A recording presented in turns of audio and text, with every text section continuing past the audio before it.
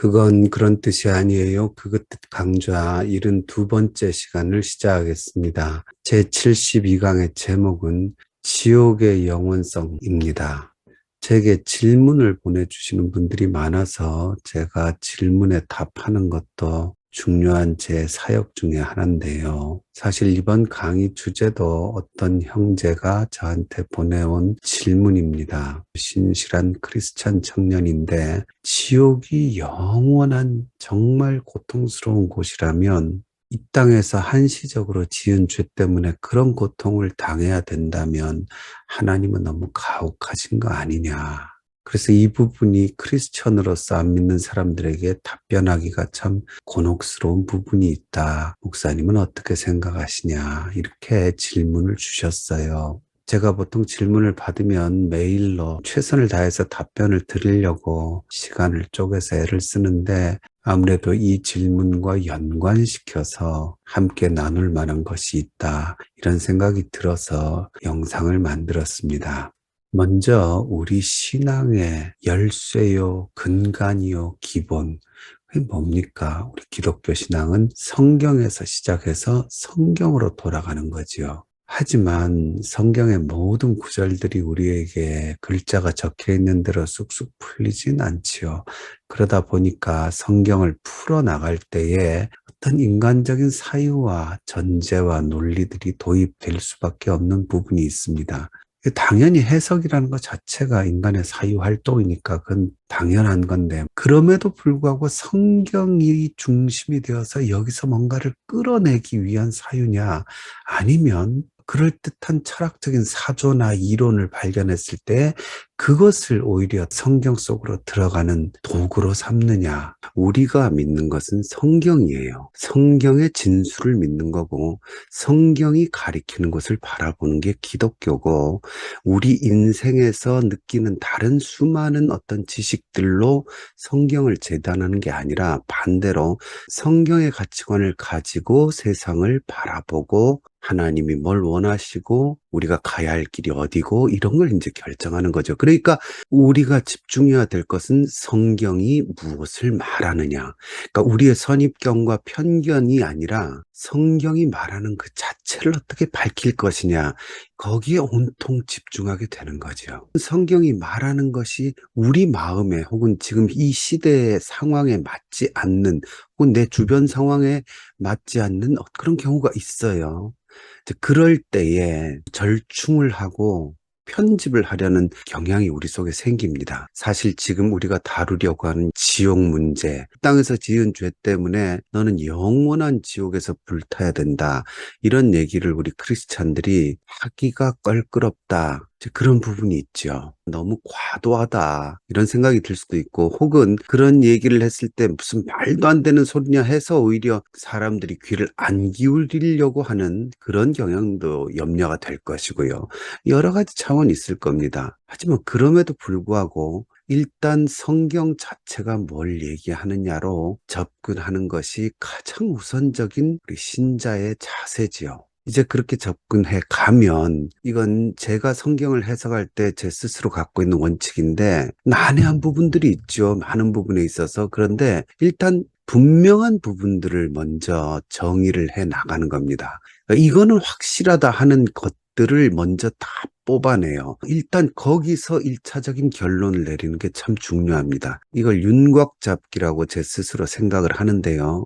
그 본문에서 분명한 것을, 누구나 공감할 수 있는 것을 먼저 끄집어내는 겁니다. 이제 오늘 강의의 중심인 지옥에 대해서 접근을 해보면요. 지옥에 대한 표현이 여러 가지가 나와요. 근데 구약적으로는 가장 많이 거론되는 게 스올이라고 나오죠. 사람이 죽어서 가는 어떤 끔찍한 곳을 표현할 때가 많죠. 그래서 지옥으로 보통 표현을 하는데, 그러나 또 안 그럴 때도 있어요. 스올은 그냥 모든 사람이 다 스올로 내려가는 것 같은 표현들도 있어요. 그러니까 죽음 자체가 또 스올처럼 나타날 때가 있죠. 근데 그거보다 더 확실한 것은 이제 신약에 와서 하데스, 게헨나 이런 표현들이 있습니다. 근데 이 하데스나 게헨나는 정말로 사람이 죽어서 이제 가서 처벌받는 곳인데, 이 개념을 가장 강조하고 많이 인용하신 분이요, 우리 예수님이십니다.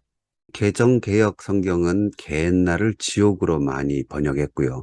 하데스를 주로 음부라고 번역하지요. 근데 이걸 섞어서 막 혼용할 때도 있습니다. 여하튼 이 두 가지가 예수님 입에서 가장 많이 거론이 돼요. 근데 그때 예수님께서 확실하게 말씀하시는 것은 이 지옥이라는 것이 불과 아주 관련이 있다는 건 말씀하십니다. 형제에 대해서 미련한 놈이라 하는 자는 지옥불에 들어가게 되리라. 뭐 지옥불이라는 개념이 나오고 두 눈을 다 가지고 지옥불에 던져지는 것보다 낫다. 마가복음 9장 43절 같은 경우에는 아예 지옥 곧 꺼지지 않는 불 이렇게 표현을 하시죠. 특히 누가복음에 보면 아주 드라마틱하게 예수님 묘사하신 부분이 있죠. 부자와 나사로 이야기. 거기서 부자가 지옥에 들어갔을 때 하데스거든요. 음부에 갔을 때에 아브라함에게 부탁하는 장면이 나오죠. 내가 이 불꽃 가운데에서 괴로워하나이다. 손가락 끝에 물 한 방울이라도 찍어 달라는 그런 표현이 나오죠. 그 외에 야고보서에도 보면 지옥불이라는 표현이 나오죠. 그러니까 예수님이 묘사하시고 성경이 말하는 지옥은 불 속에서 끝없는 고통을 당하는 것, 꺼지지 않는다는 표현이 은유적으로 받아들일 수 있죠. 영원히 꺼지지 않는 불 속에서 고통을 당한다. 그건 일단 우리의 휴머니티적인 사상이나 철학적인 사고에서 판단하는 게 아니라 성경을 봤을 때 그건 분명히 잡을 수 있는 윤곽이지요. 그리고 그럼 누가 지옥에 들어가느냐 했을 때에 이 지옥이 죄인들과 직결되는 건 분명하죠. 그러니까 마태복음에서 예수님이 만일 네 눈이 너를 범죄하게 하거든 빼어버리라면서 그 범죄가 곧 지옥불에 던져지는 것과 직결된다고 말씀을 하시죠. 손도 마찬가지고요. 그 범죄에 사용되었을 때 그러니까 바울이 눈, 손 이런 것들을 바울이 잘 쓰는 표현이 있죠. 지체라는 표현을 잘 하죠. 그러니까 너희 지체를 죄의 도구로 바치지 말고 하나님의 도구로 사용해라. 이제 그런 게 아마 바울도 예수님의 이 가르침을 깊이 새겼기 때문이라고 저는 생각합니다. 이렇게 우리 사지백체가 죄를 저지르면 인간은 지옥에 들어간다. 그것도 예수님이 분명히 가르치신 거죠. 그리고 이 지옥이라는 것이 소멸의 개념, 사라짐의 개념이 아니라는 것도 예수님이 가르치십니다. 예를 들어서 마땅히 두려워할 자를 내가 너희에게 보이리니 곧 죽인 후에 또한 지옥에 던져넣는. 그러니까 죽음 있고 육체의 죽음은 있고 그 후에 지옥 갈 죄인들은 그냥 소멸되고 없어진다 이게 아니라 예수님이 지금까지 말씀하신 그 고통스러운 지옥에 던져짐을 당해서 그 고통을 당해야 된다. 예수님은 분명히 그렇게 말씀을 하고 계시죠. 그러니까 결국 성경에서 우리가 지옥이라는 개념을 가르침을 받을 때에 분명한 것은 죄인들이 가는 곳이고 영원한 불과 관련된 고통이 있는 것이고 특히 마가복음 9장 49절 같은 경우에는 사람마다 불로써 소금치듯 함을 받으리라 이런 말이 나오거든요. 여러분 그 안동 간 고등어 간제비 있잖아요. 소금치는 사람들 생선에다가 소금을 치듯이 그 당시에는 소금 치는 게 굉장히 중요했어요. 냉장고가 없으니까. 그것처럼 사람도 생선처럼 소금을 치듯이 불세례를 받는다. 불로써 소금 치듯함을 받으리라. 그게 지옥이다. 이렇게 분명히 다 예수님이 직접 또 하신 말씀이거든요. 그게 문제는 이게 너무 잔인하잖아요. 그래서 이제 우리에게 껄끄러운 부분이 있다. 이렇게 당연히 사고가 그렇게 가기가 쉽지요. 그러나 1차적으로는 피할 길은 없는 것 같아요. 이 지옥에 대한 가르침을 성경으로부터 얻으면 그 인간의 이성이 느끼는 잔인함, 당혹스러움 이런 거를 피하고 싶지만 피할 길은 없을 것 같습니다. 물론 13세기에 그 단테 알리기엘이 있지 않습니까? 단테가 쓴 신곡에 나오는 지옥 이야기처럼 뭐 상상에 상상을 더한 일종의 판타지 시거든요. 그 당시 판타지 소설 같은 거죠. 그래서 인기가 그 당시에도 많았다 그래요. 근데 여하튼 그렇게 마구 이제 상상을 더해 가면서 더 잔혹하게 표현하려고 하는 것도 문제가 있지만 예수님이 단순 명료하게 묘사해 주신 지옥의 개념은 분명히 죄인들이 자기 죄 때문에 영원히 고통받는 곳이라는 개념을 성경은 분명히 말하고 있습니다. 피할 수 없는 것이죠. 저도 안 그랬으면 좋겠다는 생각이 있어요. 근데 여기서부터 출발하면 안 된다는 거죠.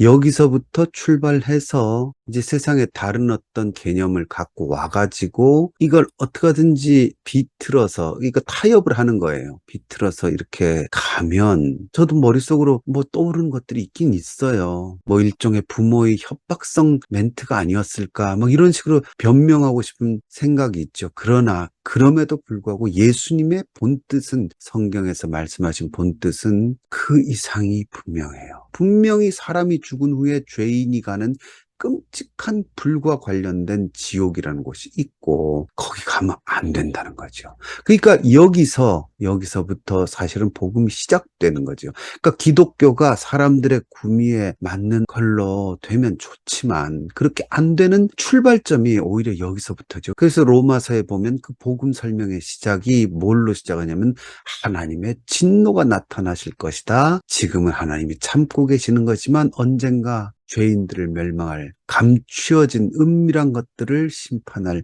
그 심판의 날이 다가올 것이다. 그러니까 우리가 하나님께 복음을 얻어야 되고 하나님의 그 정의의 의, 법적인 의죠. 그걸로는 모든 사람이 다 자기 죄를 깨닫고 죽을 수밖에 없지만 또 다른 의, 곧 속량의 의, 십자가의 의, 예수님이 우리를 모두 다 사면해 주시는 고통을 대신 당하신 그 사건, 그 사랑을 믿음으로 얻는 의, 그것으로 우리는 이 진노의 심판, 바르게 표현하면 지옥에서 벗어날 수 있다. 복음 자체가 그렇게 형성이 되어 있는 거죠.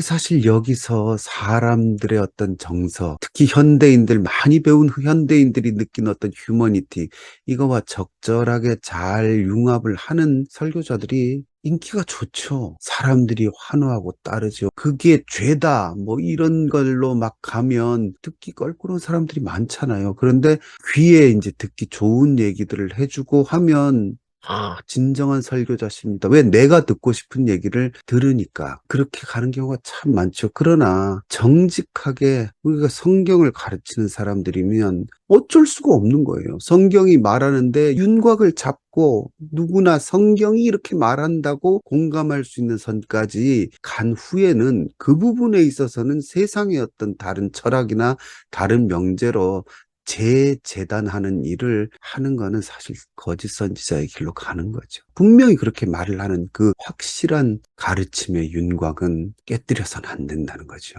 결국 성경이 말하고 있는 것을 따르는 게 우리의 자세이고 자세일 수밖에 없고 자세여야 한다는 것. 그게 이 강의의 결론이 되겠습니다. 그래서 원색적으로 성경 가르침을 그대로 전하면 하나님의 진노, 죄인을 향하신 하나님의 진노로 지옥에 갈 수밖에 없는, 그러니까 그만큼 죄가 무서운 거죠. 우리가 느끼는 것보다 하나님이 보시기에는 더욱 추악하고 더러운 것이라는 걸 알 수 있죠. 그 진노의 지옥에 우리 모두가 떨어질 존재이지만 그럼에도 불구하고 하나님이 주신 은혜, 하나님이 주신 구원, 그게 우리에게 선포된 것이 성경의 핵심이고 우린 그걸 붙드는 거고, 그러니까 지옥이 두려울수록 구원받은 우리에게 있어서는 구원의 기쁨이 더 감격적이고 크다. 그렇게 말씀드릴 수 있죠. 오늘은 여기까지 하겠습니다.